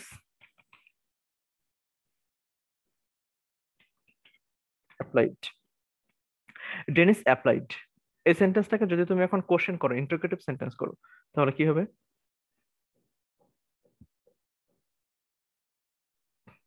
Who applied? Hmm, Who applied? না মানে ডেনিস থাকবে, বাক্যে ডেনিস থাকবে। আমরা ইন্টারোগেটিভ করার সময় কি করি? খুব সিম্পল একটা রুল আছে স্যার না? এইটাতে হচ্ছে ডিড যুক্ত হবে ইয়েস, ডিড অক্সিলারি যুক্ত হিসেবে। হবে। ডিডটা কোথায় পেলে? এটা যেহেতু অ্যাপ্লাইড আছে এই কারণে ফার্স্ট আচ্ছা, অক্সিলারি হিসেবে আমি আসবে। আরো একটু ডিপে যাই, মানে আরো একটু বেসিক লেভেলে যাই, যে ডেনিস অ্যাপ্লাই হবে নাকি অ্যাপ্লাইস হবে? অ্যাপ্লাইজ। সরি, কোনটা হবে? কোনটা সঠিক? অ্যাপ্লাইস হবে। কেন অ্যাপ্লাইস হবে? Third person singular. Third person singular number এবং স্ট্রাকচার বলছে এটা প্রেজেন্ট ইনডেফিনিট টেন্স, রাইট? জি। এবার এই সেন্টেন্সটাকে তুমি যদি ইন্টারোগেটিভ সেন্টেন্স করো তাহলে কি হবে? ডাজ ডেনিস অ্যাপ্লাই, ডু না ব্যবহার করে কেন ডাজ ব্যবহার করলে? অ্যাপ্লাইজ আছে এই জন্য। কারণ থার্ড পারসন সিঙ্গুলার নাম্বারের কারণেই তো এটা অ্যাপ্লাইস হয়েছিল। তখন আর অ্যাপ্লাইসটা থাকবে না, তখন অ্যাপ্লাই হয়ে যাবে। আমি এবার আরো একটু ডিপে যাই, দেখো দে অ্যাপ্লাই হবে নাকি দে অ্যাপ্লাইস হবে? কোনটা হবে? অ্যাপ্লাই হবে। অ্যাপ্লাই হবে কেন অ্যাপ্লাই হবে? Sir Plural. Plural number. এখন এটুকু আমাদের জন্য ক্লিয়ার যে এটা হবে দে অ্যাপ্লাই, এবং এটা প্লুরাল হওয়ার কারণে এখানকার অক্সিলারি কোনটা রয়েছে? ডু। ডু। আমরা জানি প্রত্যেকটা ভার্বের সাথে এই যে আমাদের কাছে চারটা ক্যাটাগরির কিন্তু অক্সিলারি ভার্ব আছে, বলতে পারবো চারটা অক্সিলারি, চার ধরনের অক্সিলারি কি কি? Do auxiliary, have auxiliary, be auxiliary, আর হচ্ছে মডেল অক্সিলারি। এই চার ধরনের অক্সিলারি কিন্তু আমাদের কাছে রয়েছে। তাহলে বি অক্সিলারি যেটা am, is are was were, এটা কি কোনোটার সাথে কি মার্জ হয়ে থাকে, ঘাপটি মেরে থাকে? না, থাকে না। এটা সবসময় একদম ওপেন, সবার সামনে এটা তারা সবসময় আলাদাভাবে ব্যবহার করে। Am, is are was were এগুলো সবসময় ওপেনলি সেপারেট একটা ওয়ার্ড হিসেবে আমরা ইউজ করি। আবার তুমি যদি হ্যাভ অক্সিলারি কথা বলে, হ্যাভ, হ্যাজ, হ্যাড, এটা সবসময় আলাদা থাকে। Modern auxiliary will, would, can, could, shall, should, এটাও কিন্তু একটা সেপারেট ওয়ার্ড হিসেবে থাকে। কিন্তু ডু অক্সিলারি যেগুলো রয়েছে এগুলা অধিকাংশ সময় কি হয়, তারা তাদের স্বাভাবিক রূপ অনুসারে তারা প্রত্যেকটা মেইন ভার্বের সাথে ঘাপটি মেরে থাকে। বলতে পারো যে এটা একটা আত্মার মতো। এই আত্মা কি দেখা যায়? যায় না। আত্মা সবসময় দেহের সাথে মিশে থাকে। তাহলে এখানে এই আত্মা যে এই ডু অক্সিলারি গুলো সবসময় প্রত্যেকটা মেইন ভার্বের সাথে সে ঘাপটি মেরে থাকে। এই ডু অক্সিলারির অনেকগুলা রূপ রয়েছে, যেমন কি কি? Do, does, do does did, did, মূলত তিনটাই। তাহলে এই ডু, ডাজ, ডিড যখন স্বাভাবিক অবস্থায় একটা মেইন ভার্বে থাকে তখন সেটা নাম সেখানে যে অক্সিলারিটা থাকে সেটা হচ্ছে ডু। যদি ওই মেইন ভার্বের সাথে এস বা ইএস যুক্ত করা থাকে তাহলে তখন সেটার অক্সিলারি কি হয়? ডাজ। ডাজ। আর যদি ওই মেইন ভার্বটাকে পাস্ট ফর্মে করা হয়, ভি তখন টু তে did. চলে যায়, তখন সেটা কি হয়? ডিড। ডিড। তাহলে এই কারণে আমরা বলছি যে দে অ্যাপ্লাই, এটাকে যদি আমরা এখন ইন্টারোগেটিভ সেন্টেন্স করি, আমরা জানি ইন্টারোগেটিভ রুল হচ্ছে যে ভার্বের যে অক্সিলারি সেটাকে সাবজেক্টের আগে ইউজ করতে হবে, তাই না? জি স্যার। এখন আমরা তাহলে দে অ্যাপ্লাই, যেহেতু অ্যাপ্লাই এর সাথে কোনো এস বাই ইএস নেই, তাহলে আমরা কোন অক্সিলারিটা চুজ করব? Do. Do. Do they apply. এটা হবে তার ফরম্যাট। ফাইন। এবার আমরা আসি তার পরেরটাতে, ডেনিস অ্যাপ্লাইস। এটাকে যদি আমরা এখন ইন্টারোগেটিভ করি তাহলে কি হবে? যেহেতু অ্যাপ্লাইস ভার্বের সাথে এস বা ইএস যুক্ত রয়েছে, তাহলে এখন আমরা কি ডু অক্সিলারি নিব? অবশ্যই না, এখন নেব আমরা does. Does Dennis apply. Yes, তাহলে ডাজ ডেনিস অ্যাপ্লাই। ঠিক আছে, এখন কি ঠিক আছে? স্যার এখানে অ্যাপ্লাই হয়ে নো যাবে না? স্যার, হ্যাঁ অ্যাপ্লাই। মানুষ বলো, নো মানুষ। স্যার, হ্যাঁ মানুষ হ্যাঁ ইয়েস, অবশ্যই। এখন কিন্তু এটা অ্যাপ্লাইস হবে না। কেন অ্যাপ্লাইস হবে না? কারণ আমি অ্যাপ্লাইস এর যে এস বা ইএস সেটাকে তো আমি ওখান থেকে আত্মার সাথে বের করে নিয়ে ওই ডাজের সাথে বসিয়ে দিয়েছি। সুতরাং আবার কিন্তু এটা অ্যাপ্লাইস হবে না, এটা আবার তার সেই মূল রূপে ফিরে যাবে, অ্যাপ্লাই। অ্যাপ্লাই। ওকে, আসলাম একা গেলাম একা, আত্মা মাঝখান থেকে চলে গেল, ও কিন্তু আবার একা হয়ে গেছে, অ্যাপ্লাই। ওর সাথে কিন্তু আর এস বাই ইএস নাই। Is it clear? এই এই বেসিকটুকু তোমাদের এখন ক্লিয়ার কিনা? ফাইন। কারো Yes, কোনো sir. কোশ্চেন বা কনফিউশন আছে কিনা এখানে? যদি না থাকে এবার তাহলে আমরা এই পার্টে আসি, বাকিগুলো নিয়ে এখন আর আমাদের আলাপ নেই। এখন ডেনিস অ্যাপ্লাইড, এটাকে যদি আমরা এখন ইন্ট্রোগেটিভ করি তাহলে কি দাঁড়াবে? Did Dennis apply? Did Dennis apply. Apply, did Dennis apply. তাহলে তুমি ডিডটা কোথায় পেয়েছিলে? এটা অ্যাপ্লাইড এর সাথে ছিল। তাহলে আমি এটা বলতে পারি যে এই যে অ্যাপ্লাইড ভার্ব, এটাকে যদি আমি ভেঙে ফেলি তাহলে এখান থেকে কি দুইটা কম্পোনেন্ট বের হবে, কি কি? Apply, sorry, did plus apply. এটুকুতে কারো কোনো কোশ্চেন আছে বা কনফিউশন আছে? No, sir. এবার একটা কোশ্চেন তোমাদের কাছে, সেটা হচ্ছে যে এই যে তুমি ডিড তার মেইন ভার্ব থেকে আলাদা করে সাবজেক্টের আগে ব্যবহার করলে, এটা কোন কোন প্যাটার্নে কখন আমরা সাধারণত এই জিনিসটা ব্যবহার করে থাকি? Sir, yes, no answer. Yes no answer, but মানে আলটিমেট ব্যাপার হচ্ছে ইন্টারোগেটিভ সেন্টেন্স করার সময়। Interrogative sentence. তাহলে ইন্টারোগেটিভ সেন্টেন্স ছাড়া আর কোথাও কি তুমি এই প্যাটার্নে ব্যবহার দেখেছো এর আগে? আমরা একটু অন্যভাবে দেখেছি। কিরকম? আমরা অনেক সময় বিভিন্ন বক্তৃতার মধ্যে একটা কথা দেখতে পাই যে আমি দৃঢ়ভাবে বিশ্বাস করি যে, এখানে অনেক স্পিকার এভাবে ইংলিশে বলে থাকেন যে আই ডু বিলিভ দ্যাট। এই যে আই ডু বিলিভ দ্যাট, অনেকে এই প্যাটার্নটা ব্যবহার করে থাকেন। এখানে এই যে ডু বিলিভ কিভাবে এসেছে? এটা তার সে যে বিশ্বাস করে, এটা দৃঢ়তা বোঝানোর জন্য অক্সিলারিটাকে মেইন ভার্ব থেকে আলাদা করা হয়েছে। এটা আলাদা একটা প্যাটার্ন, আমাদের টপিকের সাথে সঙ্গতিপূর্ণ না, কিন্তু জাস্ট তোমাদেরকে দেখালাম যে এখানে অক্সিলারিকে ভার্ব থেকে আলাদা করা হয়েছে, কিন্তু এই অক্সিলারিটাকে কিন্তু সাবজেক্টের আগে ব্যবহার করা হয়নি।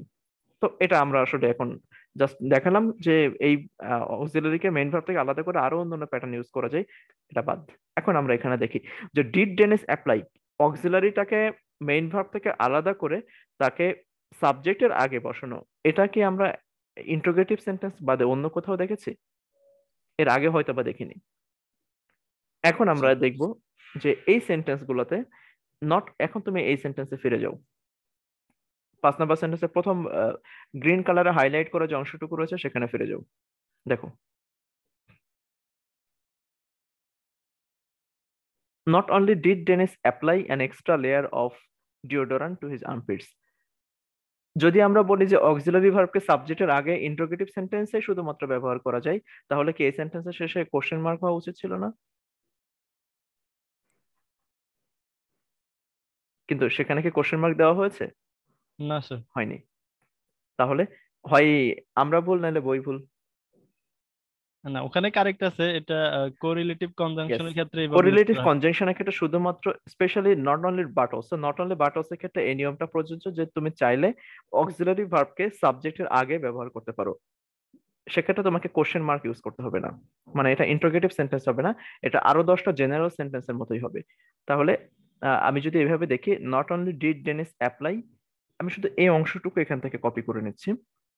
ওকে, শুধু এই অংশটুকুকে কপি করছি। এরপরে যেটা আছে সেটা তো অবজেক্ট, আসলে an extra layer of deodorant to his armpits, এটা তো অবজেক্ট। তো সাবজেক্ট এবং ভার্বের যদি ভেরিয়েশন থাকে সেক্ষেত্রে অবজেক্টটা অবশ্যই মানে অবজেক্ট অবশ্যই ভিন্ন হবে, পরেরটার সাথে সেটা মিলবে না। সো এখানে আমাদের অবজেক্ট নিয়ে কাজ করার কোনো স্কোপ নেই, বা অবজেক্ট নিয়ে কাজ করার কোনো প্রয়োজনীয়তাও নেই।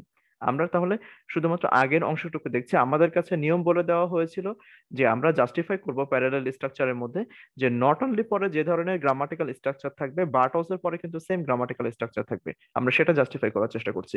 এখন দেখো, not only did Dennis apply, মূলত এই বাক্যটা এরকম ছিল, নট অনলি ডেনিস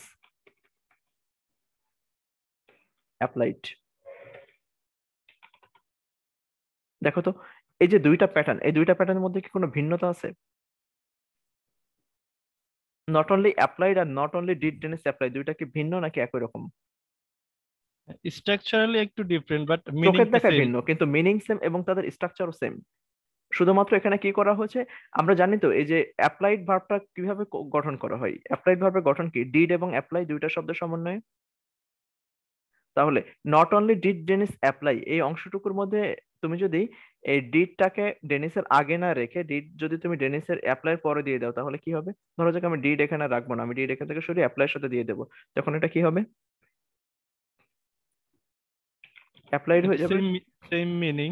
তাহলে নট অনলি ডেনিস অ্যাপ্লাইড, আর তুমি যদি ডিড এখানে ভেঙে ফেলো তাহলে সেক্ষেত্রে কি দাঁড়াবে? Not only did Dennis apply. দুইটা কিন্তু আসলে সেম। প্রথম অংশ যেটা, এটা কোন টেন্সে ছিল? নট অনলি ডেনিস অ্যাপ্লাইড, এটা কোন টেন্স? পাস্ট টেন্স শুধু বললে হবে না, পাস্টের কোন tense? Indefinite. Past indefinite tense. তাহলে আলটিমেটলি তুমি যখন ডিড ভেঙে ডেনিসের আগে নিয়ে যাচ্ছ ওটাও আসলে পাস্ট ইনডিফিনিট, কোনো পরিবর্তন কিন্তু হয়নি, স্ট্রাকচারাল কোনো চেঞ্জ কিন্তু হয়নি। এবার তুমি আসো মূল বাক্যে নাম্বার 5। নট অনলির পরে তুমি একটা ক্লজ পেয়েছো, তাই না? এটাকে কি ক্লজ বলবে নাকি ফ্রেজ বলবে? ফ্রেজ নাকি ক্লজ? এই যে আবার মনে হয় প্যাচ লেগে গেছে, বলতে পারবে না কেউ? এটা স্যার ক্লজ। ক্লজ।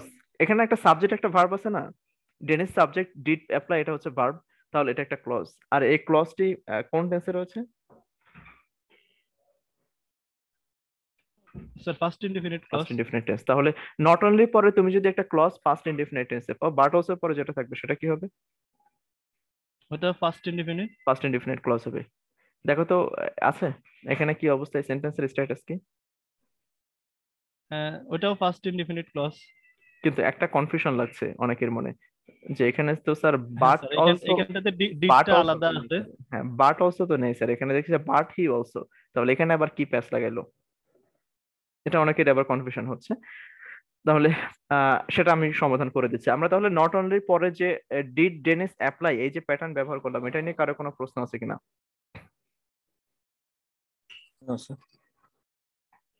চলে গেছে মনে হয়, যায় নাই, অবশ্য মিটিং আছে মনে হয়, একটু ফোন দিয়ে দেখেন। হ্যাঁ ওকে সরি। আচ্ছা কোথায় ছিলাম? এখানে। তাহলে not only did Dennis apply এটুকু নিয়ে কারো ডিড কেন আলাদা হলো, এটা আমরা দুইটা জায়গায় আলাদা করতে পারি। একটা হচ্ছে ইন্টারোগেটিভ সেন্টেন্স যেটা আমরা ছোটবেলা থেকে শিখে এসেছি, আর একটা হচ্ছে not only but also. Not only but also যদি ব্যবহার করা হয় তাহলে সেক্ষেত্রে অক্সিলারিকে আলাদা করে সাবজেক্টের আগে বসানো পসিবল, সেক্ষেত্রে অবশ্য আমাকে ইন্টারোগেটিভ মার্ক ইউজ করতে হবে না। ওকে, এখন আমরা আলটিমেটলি নট অনলি পরে যে একটা ক্লজ পেয়েছি, এই ক্লজটি কোন টেন্সে রয়েছে? Past indefinite tense. তাহলে আমাকে সেম প্যাটার্ন মেনটেন করতে হবে বাট অলসো পর। আমি এবার দেখি বাট অলসোর মধ্যে কি রয়েছে। But he also polished each tooth with special care. এখানে সবই ঠিক আছে, এখানে সাবজেক্ট আছে হি, এখানে যে ভার্ব পলিশ সেটাও পাস্ট ইনডিফিনিটে রয়েছে, কিন্তু একটা কনফিউশন তৈরি হচ্ছে যে স্যার এখানে হি তো বাট অলসো তো একসাথে নেই, তাহলে কি হবে? এবার দেখো বাট অলসো যে একসাথে নেই, এটা প্রবলেম কিনা। বাংলাদেশের সীমানার মধ্যে বাংলাদেশ তার সেনাবাহিনী হেডকোয়ার্টার ঢাকায় রাখবে না, চিটাগাং নিয়ে যাবে, এটা নিয়ে ভারত সরকারের কোনো ডিল আছে? ভারত সরকারের কোনো আপত্তি আছে বা কিছু বলতে পারবে? পারবে না। আবার ভারত তার সেনাবাহিনী সদর দপ্তর কোথায় রাখবে সেটা নিয়ে বাংলাদেশের কোনো কিছু বলার আছে? নেই। তাহলে তার সীমানার মধ্যে সে কোথায় আমরা তাকে ব্যবহার করবো সেটা শুধুমাত্র তার রাইটার জানে, তার যে অ্যাডমিনিস্ট্রার সেই জানে যে সে তাকে কোথায় প্লেস করবে। বাট হি অলসো, এখান থেকে এই দ্বিতীয় পার্টের একটা নট অনলি সীমানা শুরু হয় নট থেকে, বাট অলসো সীমানা শুরু হয় বাট থেকে। তোমরা আরো কয়েকটা এক্সাম্পল গেলে বুঝতে পারবা যে আমরা নট অনলির এর পরে যা পাবো এক্স্যাক্টলি সেই জিনিসটা বাট অলসোর পরে আমরা প্লেস করব। নট অনলির আগে কি ছিল সেটা আমার দেখার বিষয় না। তো এরকম নট অনলি সীমানা শুরু হবে নট থেকে, বাট অলসো সীমানা শুরু হচ্ছে বাট থেকে। এবার দেখো বাট এর মধ্যে এই বাট অলসো সীমানার মধ্যে কি কি রয়েছে? একটা সাবজেক্ট রয়েছে হি এবং সাথে একটা ভার্ব রয়েছে polished. So this is a clause, এবং এই ক্লজটি কোন tense? First indefinite. Indefinite tense. এখন অলসো কোথায় বসলো, হি এর আগে না হি এর পরে, এটা শুধুমাত্র রাইটারের উপরে ডিপেন্ড করবে, বাক্যে কোনো ক্ষতি করবে না। তুমি চাইলে অলসোটাকে আরো পরে নিয়ে যেতে পারতে, বাট হি পলিশড অলসো, এভাবে লেখা possible. But he polished each tooth with special care also. অলসোটাকে তুমি একদম ওই পুরো ক্লজের শেষেও দিতে পারো, তাতেও কোনো সমস্যা নেই, কিন্তু বাট অন্য সবকিছুর আগে রাখতে হবে। Is it clear? বাক্যটাকে যদি এইভাবে লেখা হতো, একটু আমি দেখাই, বাক্যটাকে যদি এইভাবে লেখা হতো, দেখো তো এটা কি সঠিক হতো? না স্যার। কেন সঠিক হতো না? স্যার এট ফার্স্টে বার্ড থাকবে, তারপরে বাকিগুলো। বাট যদি তুমি যদি বাট এর আগে দিয়ে দাও, তাহলে তুমি কিন্তু ওকে বাট এর সীমানার, বাট অলসো সীমানার মধ্যে তাকে কিন্তু কানেক্ট করতে পারবে না। তখন কি হতো, বাট অলসোর পরে যে অংশটুকু রয়েছে সেখানে সাবজেক্ট মিসিং হয়ে যেত, তাই না? জি স্যার। যেহেতু নট অনলির পরে সাবজেক্ট এবং ভার্ব দুইটাই ছিল, তাহলে বাট অলসোর পরে কিন্তু আমাকে সাবজেক্ট এবং ভার্ব রাখতে হবে, ক্লজ, কমপ্লিট ক্লজ রাখতে হবে। বাট এর পরে কোনো ক্লজ কিন্তু নেই এখন, সরি এখন কিন্তু সাবজেক্ট নেই, সুতরাং এটাকে ক্লজ বলা যাবে না, এটা সঠিক হতো না। আমরা আবার ফিরি আমাদের মেইন পয়েন্টে। But he also polished each to the special care. তাহলে আমরা দেখলাম অলসো এর প্লেসমেন্ট নিয়ে কোনো প্রবলেম নেই, এটা যে কোনো জায়গায় তাকে ব্যবহার করা পসিবল, তবে বাটের আগে আবার ব্যবহার করা যাবে না। ওকে, তোমাকে স্বাধীনতা দেওয়া হয়েছে, তাই বলে তোমাকে মুক্ত করা হয়নি। ওকে, সুতরাং কিছু জিনিস তোমাকে মেনে চলতে হবে। So but he also polished, এটাকে এভাবে লেখা সম্ভব, বাট হি পলিশড অলসো এভাবে লেখা পসিবল ছিল। যাই হোক, আমরা নটের পরে যে অংশটুকু পেলাম সেটা একটা ক্লজ, এবং এই ক্লজটি পাস্ট ইনডিফিনিট টেন্স। বাট এরপরে যে অংশটুকু পেয়েছি সেখানেও একটি ক্লজ রয়েছে, এটাও পাস্ট ইনডিফিনিট। তাহলে এই যে নট অনলি এবং বাট অলসো, তাদের পরে দুইটি ক্লজ ব্যবহার করেছে, দুইটা ক্লজই past indefinite tense. Is the sentence okay or not? Yes, it is okay. Okay. আমরা অনেক দীর্ঘ আলোচনার মাধ্যমে একদম বেসিক থেকে তোমাকে বোঝানোর চেষ্টা করেছি, এরকম স্ট্রাকচার সামনে আরো আসবে, তখন এই তোমরা খুব ইজিলি এটা ধরতে পারবা। Now sentence number 6 please. Tired খুব? মাথা ধরে গেছে? না sir. Sir. Okay, now number 6 please. 6 number এক্সাম্পলটা দেখো এখন।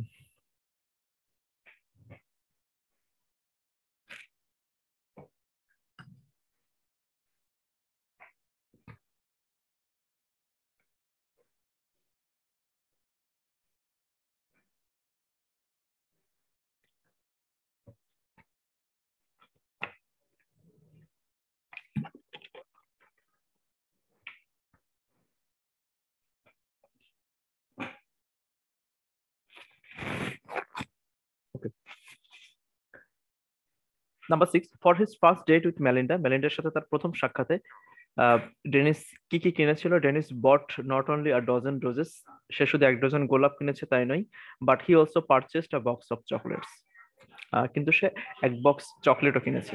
এখন দেখো এখানে কোন প্যাটার্ন ব্যবহার করা হয়েছে?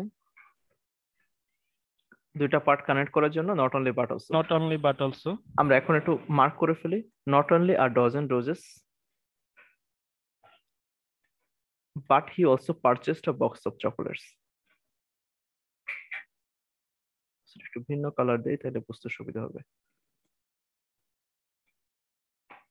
বলো, not only a dozen roses, what type of pattern it is? Definitely this is a part of sentence, it has multiple words, then we can connect it to either phrase or clause. Phrase, because it has no subject and verb. No. A dozen roses, what type of phrase it is?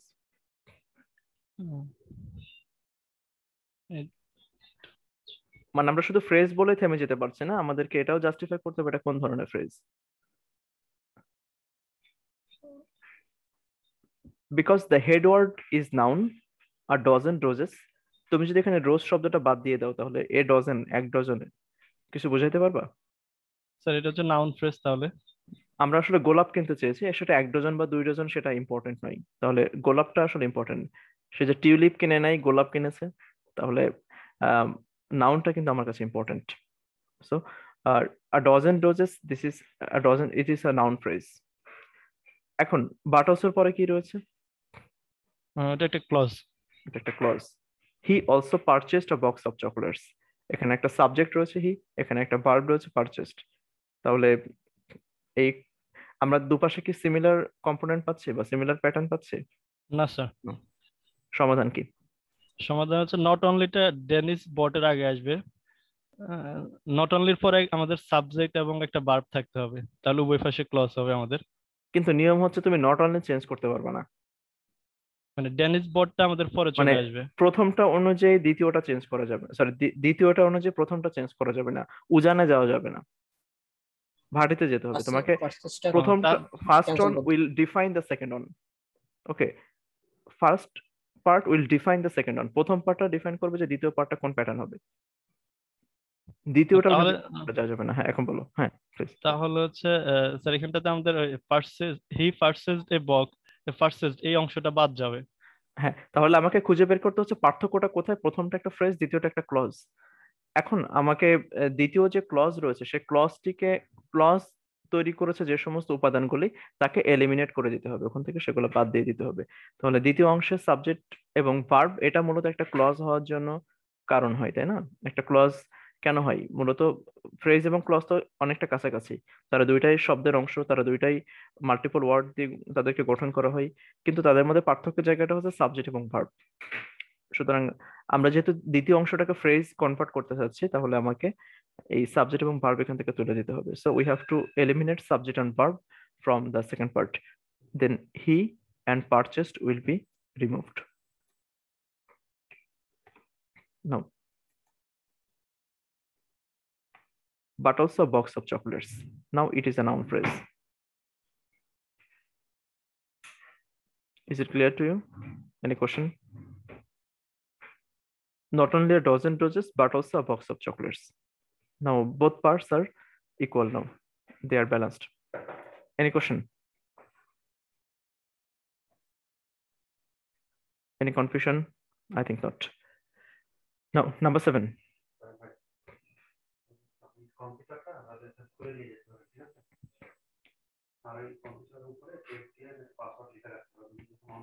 ওটা লাগবে না রাসেল ভাই, দরকার নেই, Windows দেওয়ার জন্য না, এখানে এসে দিয়ে যাবে, সমস্যা নেই। আপনি রুশাদকে বললে এখানে এসে, আলমগীর আপনি রুশাদকে জানাবেন। হ্যাঁ তাহলে রুশাদ ওকে বলে দেবে। হ্যাঁ সরি, একটু একটু প্লিজ। হ্যাঁ রুশাদ হচ্ছে ওকে বল।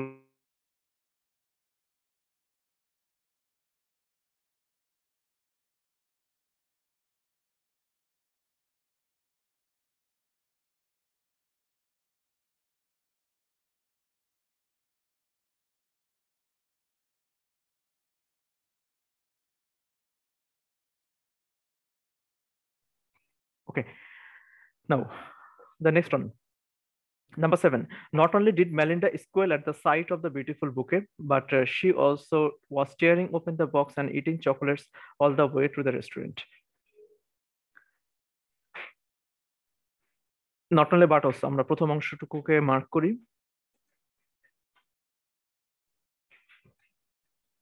তোমাদের রাফ আইডিয়া কি বলে, সেন্টেন্সটা কি সঠিক হবে নাকি ভুল হবে? এটা ভুল আছে স্যার। এখন এবার একটু আমরা জাস্টিফাই করি। Number 5, number 7 is like number 5। Number 5 এ আমরা যে প্যাটার্ন ব্যবহার করেছিলাম, ওই যে একটু আগে আমি যে বিষয়টা নিয়ে খুব ডিটেইল আলোচনা করলাম, যে সাবজেক্টের আগে, সরি সাবজেক্টের আগে অক্সিলারিটা কখন বসে, দুইটা ক্ষেত্রে, যখন আমরা ইন্টারোগেটিভ সেন্টেন্স করি, অথবা যখন এটা একটা সাধারণভাবে একটা নট অনলি বাট অলসো সেন্টেন্সের সাথে ইউজ করা হয়। এখানে দেখো নাম্বার 7, এখানে নট অনলির পরে এক্স্যাক্টলি কিন্তু নাম্বার 5 স্ট্রাকচার ব্যবহার করা হয়েছে। তো বলো তো এটা কোন টেন্সে হবে? এটা কি আগে বলো যে এটা কোন প্যাটার্নে আসবে, এটা কি ফ্রেজ হবে না ক্লজ হবে? স্যার দুটাই ক্লজ আকারে আছে। প্রথমটা বলো, বাট অলসো তো আমরা পরে আসবো, আগে নট অনলি। আচ্ছা, নট অনলি এটা ক্লজ আছে, first indefinite clause. First indefinite clause কিভাবে আমরা বুঝেছি এটা ফার্স্ট ইনডিফিনিট? স্যার যেহেতু এখানে ডিডটা আছে আমাদের অক্সিলারি ভার্ব হিসেবে, ডু ভার্ব। স্কুল আমরা যদি এটাকে মানে এইভাবে না লিখে যদি সাধারণ একটা বাক্য হিসেবে লিখতাম, সাদামাটা ভাবে লিখতাম, তাহলে কিভাবে হতো? মেলিন্ডা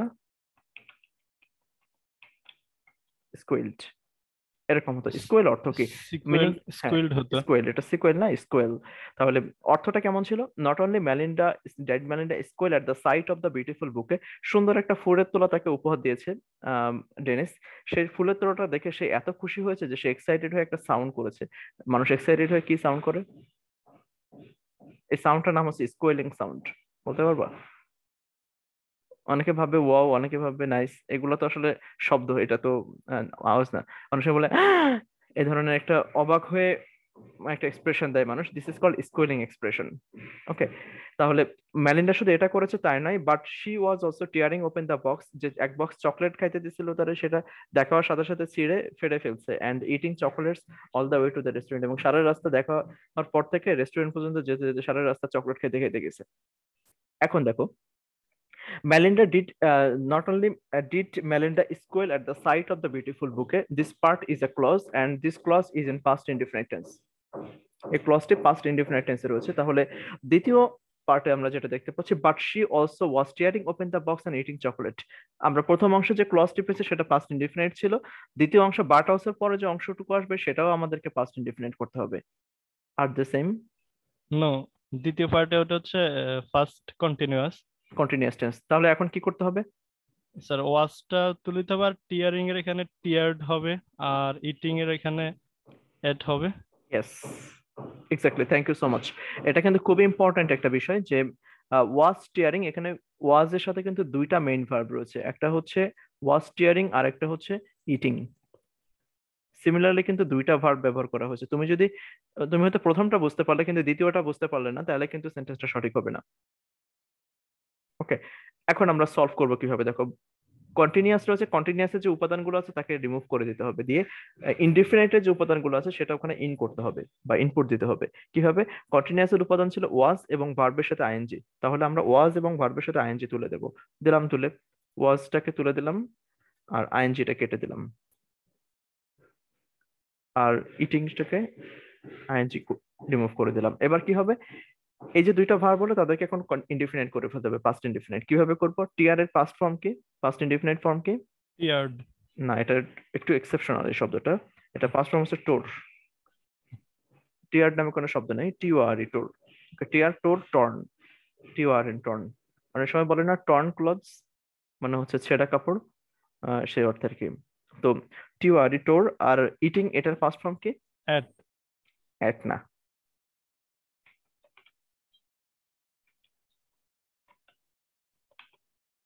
এটা উচ্চারণ কি বলো?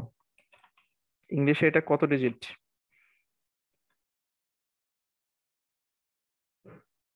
শব্দের পরে যেটা লিখছি এটা উচ্চারণ কি এই ডিজিটের? 8। 8। ওটার উচ্চারণ হয় সেম। ওকে, ডিজিট 8 এর মতো আর কি, মানে এটা উচ্চারণ 8, নট অ্যাট। তাহলে but she also tore open the box and ate chocolate all the way to the restaurant. Now দেখো, এখন দেখো, এখন কিন্তু দুইটা পার্ট ইকুয়াল হয়ে গেছে। The first clause it is in past indefinite tense, the second clause it is also in past indefinite tense. Now they are parallel. Any question or any confusion to anyone? I think not. Number 8.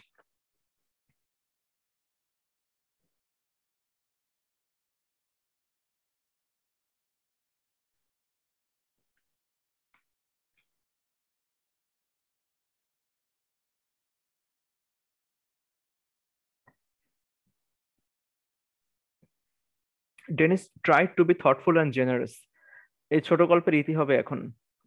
Dennis tried to be thoughtful and generous. Dennis খুব একটা ভাব ধরে গেছিল, প্রথম থেকে দেখছি সে মাঞ্জা মেরে যাচ্ছে, সে এমন একটা ভাব ধরছে, সে অনেক ভাবুক মানুষ, জ্ঞানী মানুষ এবং জেনারাস, এবং সে খুব উদার প্রকৃতির মানুষ।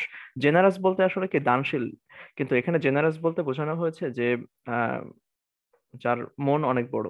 এটা বিপরীত শব্দ হচ্ছে কনজারভেটিভ। কনজারভেটিভ মানে হচ্ছে মন ছোট বা সংকীর্ণ মনা মানুষ। তাহলে সে এমন একটা ভাব ধরছিল যে সে খুবই চিন্তাশীল মানুষ এবং সে খুবই উদার প্রকৃতির মানুষ। ইয়েট কিন্তু মেলিন্ডা কি করেছে, Melinda refuse to give him not only a kiss good night. Kiss good night বলতে ওয়েস্টার্ন কালচারে তাদের একটা নিয়ম রয়েছে এরকম, যে তারা যখন ফ্যামিলি থেকে near and deer one, husband wife বা মা বাবা বা সন্তান, তারা যখন ডিপার্ট হয়ে যায়, একজন আরেকজনের কাছ থেকে চলে যায়, তখন তাদের কপালে একটা চুমু দেয়। এটা হচ্ছে তাদের এক ধরনের গুড উইশিং কাস্টম, তাদের একটা নীতি, এটা প্রথা। তো সেক্ষেত্রে সে আশা করছিল যাওয়ার সময় হয়তো তাকে আপন ভেবে মেলিন্ডা এরকম তাকে একটা উইশ করবে, কিন্তু সে এটা করে নাই, এটাতে সে খুব আহত হয়েছে। But also a single chocolate from the nut and caramel sampler, এবং তাকে যে এক বক্স চকলেট গিফট করছিল এখান থেকে একটা চকলেটও তারা খাইতে দেয়নি। ওকে, তো এটার পরে সে খুব আহত হয়েছে, বোঝা যাচ্ছে সম্পর্কের পরিণতি কি হয়েছিল। দেখা যাক এবার আমরা গ্রামার ওয়াইজ কিভাবে এটাকে জাজ করতে পারি। Dennis tried to be thoughtful and generous, this part has no problem, this part has no issue with us. এটার কোনো অংশ আমাদের যাচাই করতে হবে না, কারণ সবগুলো এখানে একটা একটা। দ্বিতীয় পার্টে দেখি, yet Melinda refuse to give him not only kiss good night. Kiss good night, this is a noun phrase, definitely this is a noun phrase. আমরা নট অনলি পরে একটা নাউন ফ্রেজ পেয়েছি, তাহলে নিয়ম অনুসারে বাট অলসোর পরে কি লাগবে? একটা নাউন ফ্রেজ লাগবে। But also a single chocolate from the nut and caramel sampler. দেখতে অনেক বড় মনে হলো, ফ্রেজটাকে দেখতে অনেক বড় মনে হলো, আসলে এখানে একই রকম বিষয়, অর্থাৎ a single chocolate from the nut and caramel sampler, this is a phrase, noun phrase. তাহলে নট অনলি পরে আমরা একটা নাউন ফ্রেজ পেয়েছি, বাট অলসো পরে আমরা একটা নাউন ফ্রেজ পেয়েছি। Is there any confusion? No sir. Decision কি হবে? Sentences. Okay. Okay, so any question from anyone? আমরা আজকে খুব ধীর গতিতে গিয়েছি, এরপরে তোমাদের উপর রিকোয়েস্ট থাকবে যে তোমরা বাসায় কিছু দেখে আসবা এই জিনিসগুলো। যদি আমি জানি দেখে আসবে না, আরো এক সপ্তাহ পরের ক্লাস, তখন উল্টা আরো মাইনাসে চলে যাবে, অনেক কিছু ভুলে যাবে এক সপ্তাহের মধ্যে। এই কোর্সের একটা প্রবলেম হচ্ছে যে তোমরা যদি এখন মানে আগের যে কোর্সগুলো করে এসেছো সেখানকার ইএপি কোর্সে যে ধরনের এক্সারসাইজ ছিল, এটা কিন্তু এরকম না। আমরা যে এক্সামে কিন্তু এক্স্যাক্টলি এই যেভাবে দেখছো সেন্টেন্স হয়তো এরকম থাকবে, প্যাটার্ন হয়তো চেঞ্জ হয়ে যাবে। ওকে, এক্সামে যেমন এখানে ধরো যে নাম্বার 5 এর কথা বলি, not only did Dennis apply, তোমার কোশ্চেন হয়তো আসলো Dennis not only applied, sentence almost একই রকম কিন্তু একটু প্যাটার্ন চেঞ্জ হয়ে গেছে। এটা যদি একটু এই বেসিকটা যদি ভালোভাবে বুঝতে না পারো তাহলে কিন্তু এটা সম্ভব না আসলে ভালো পারফর্ম করা। সো বাসায় একটু দেখবা, আমরা প্রতিদিন যে ক্লাসে যে জিনিসগুলো পড়াচ্ছি সেটা একটু বাসায় রিভিউ করবো। আজকে আমরা খুব অল্প জিনিস পড়িয়েছি, বাট এর মধ্যে দিয়ে কিন্তু অনেক ছোট ছোট অনেক পয়েন্ট ইন্ডিকেট করেছে, অনেকগুলো নতুন রুল কিন্তু এখানে বলে দেওয়া হয়েছে। সেটা একটু নোট নিয়ে রেখো, বা সেটা সব কিন্তু সবাই কনসার্নে রাখবা কি বলা হচ্ছে। এগুলা বেশি প্রবলেম হয় কখন? যদি ভাইবা হয় তখন। ভাইবাতে কিন্তু এই ধরনের কোশ্চেন গুলো আসে, এবং শুধু ভাইবা না, এটা সলভ করার ক্ষেত্রেও কিন্তু প্রবলেম গুলো আসে। সো এটা একটু কনসার্নে রাখবো যে আমরা কি কি ছোট ছোট রুলস বলছি, সেটা যেন সবাই একটু নোট নিয়ে রাখো। ওকে, সো আজকে 8 পর্যন্ত। আমরা 9 থেকে আবার হচ্ছে ফ্যান বয়েজে কনভার্ট করছে। এরপর 9 থেকে সবগুলো মিক্স, মানে কখনো নট অনলি বাট অলসো, কখনো এন্ড বাট এগুলো থাকবে, বা অর। ওকে, এরপর থেকে সব মিক্স থাকবে, বাট মূলত এই প্রথম 8টাতেই মূল কনসেপ্টটা দেওয়া হয়েছে। So we will start from 9 in the next class, and hopefully we will nonsense এর মতো ফোন দিতে কিছু।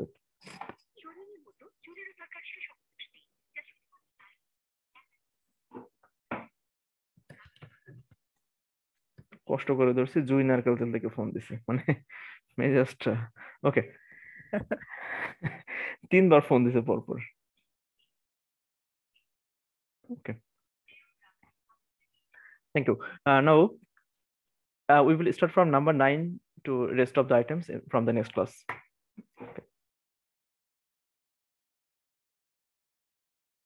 Sir, roll.